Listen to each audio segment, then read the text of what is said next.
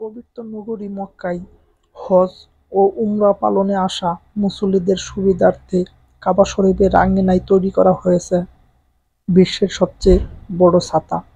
Saudi সরকারের নির্মাণাধীন একটি ছাতার নিচে অবস্থান করতে পারবে ২,৫০০ মানুষ।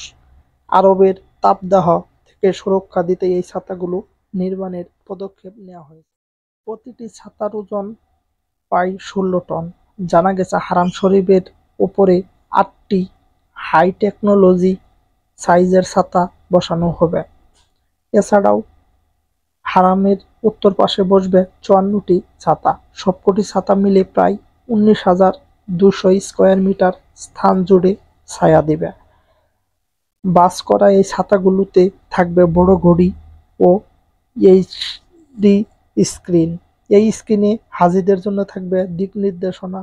ছাতাগুলো